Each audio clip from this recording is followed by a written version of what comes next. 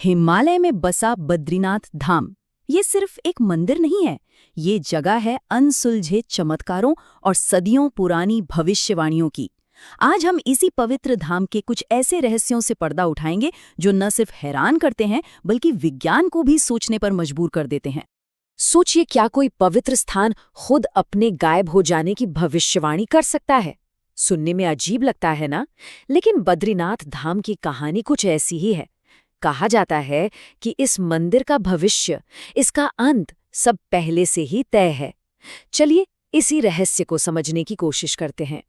तो शुरुआत करते हैं सबसे बड़े और सबसे चौंकाने वाले रहस्य से, एक भविष्यवाणी। और ये भविष्यवाणी जुड़ी है पास के ही जोशीमठ में रखी एक मूर्ति से।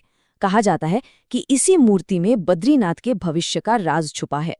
एक ऐसा राज जो कहता है कि एक दिन बद्रीनाथ धाम का रास्ता हमेशा हमेशा के लिए बंद हो जाएगा। लेकिन इस धाम के अंत की कहानी को समझने से पहले इसकी शुरुआत को जानना बहुत जरूरी है। और इसकी शुरुआत जुड़ी है भगवान विष्णु और भगवान शिव की एक बड़ी ही दिलचस्प कथा से। इसी कथा ने इस जगह की नींव रखी थी। कहानी कुछ यूं है कि भगवान विष्णु ध्यान के लिए कोई शांत जगह ढूंढ रहे थे। उनकी नजर पड़ी हिमालय में भगवान शिव के निवास पर। अब उन्होंने क्या किया?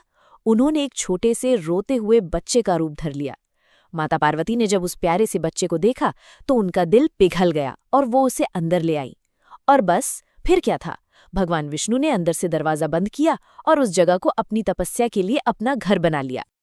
अब ये तो हुई मंदिर के बनने की कहानी, लेकिन यहाँ की जो मुख्य मूर्ति है, जो शालिग्राम पत्थर से बनी है, उसका इतिहास भी कम रहस्यमयी नहीं है।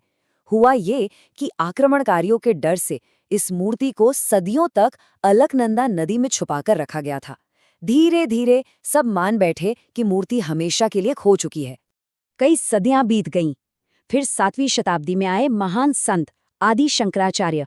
कहते हैं कि उन्हें ध्यान में एक दिव्य दृष्टि मिली, जिसमें उन्हें पता चला कि मूर्ति कहाँ है। और वो जगह थी नारद कुंड, एक बहुत ही गहरा और खतरनाक कुंड।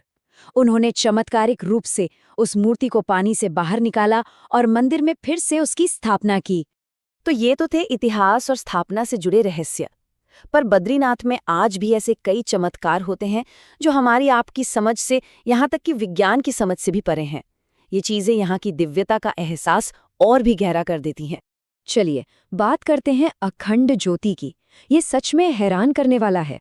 हर साल सर्दियों में जब भारी बर्फबारी की वजह से मंदिर के कपाट 6 महीनों के लिए बंद कर दिए जाते हैं, मतलब कोई भी अंदर नहीं जा सकता, तब भी मंदिर के गर्भगृह में एक दीपक जलता रहता है, बिना किसी तेल के, बिना किसी की देखरेख के, पूरे 6 महीने। कैसे? इसका जवाब किसी के पास नहीं है। और एक और कमाल की चीज देखिए, तप्त कुंड। बाहर का तापमान माइनस में होता है, सब कुछ जम जाता है, लेकिन ठीक मंदिर के पास एक कुंड है जिसका पानी हमेशा उबलता रहता है, लगभग 54 डिग्री सेल्सियस। और लोग मानते हैं कि इस पानी में डुबकी लगाने से कई बीमारियां ठीक हो जाती हैं। ये भी एक कमाल का विरोधाभास है। अच्छा, अब एक और अद्भुत जगह के बारे में बात करते हैं, वसुधारा झरना। कहा जाता है कि ये झरना लोगों के मन को पढ़ लेता है ना अजीब बात? क्या कोई झरना वाकई में किसी की आत्मा का न्याय कर सकता है? देखिए, मान्यता ये है कि ये जो 400 फुट ऊंचा झरना है, इसका पानी सिर्फ उन लोगों पर गिरता है जिनका दिल और मन साफ हो। अगर किसी के मन में पाप है या कोई बुरा इंसान है, तो पानी की बूंदें उसे छूने से पहले ही हवा हो जाती हैं। कहते हैं ये एक तरह की दिव्य परीक्षा है। इसका जिक्र पांडवों की स्वर्ग यात्रा की कहानी में भी आता है। और चमत्कारों की लिस्ट में अगला नाम है भीम पुल का। सोचिए, गरजती हुई सरस्वती नदी के ऊपर एक ही बहुत बड़ी चट्टान का पुल। कोई सीमेंट नहीं, कोई इंजीनियरिंग नहीं। कहा जाता है कि महाभारत काल में जब पांडव स्वर्ग जा रहे थे तो महाबली भीम ने इस चट्टान को उठाकर यहाँ रख दिया था ताकि उनका परिवार नदी पार कर सके। तो ये तो थे प्राकृतिक चमत्कार। अब बात करते हैं उन परंपराओं की जो इंसानों ने बनाई हैं और सदियों से निभाते आ रहे हैं। ये नियम भी अपने आप में अनोखे हैं और मंदिर की पवित्रता को बनाए रखते हैं। सबसे खास परंपरा है यहाँ के मुख्य पुजारी को लेकर। यहाँ के जो मुख्य पुजारी होते हैं, जिन्हें रावल कहते हैं, वो हमेशा केरल के नंबूदरी ब्राह्मण परिवार से ही होते हैं। सोचिए, कहाँ उत्तराखंड का बद्रीनाथ और कहाँ 2700 किलोमीटर दूर केरल। कितना अनोखा कनेक्शन है। और इसके पीछे की वजह भी बहुत खूबसूरत है। ये परंपरा शुरू की थी खुद आदि शंकराचार्य ने।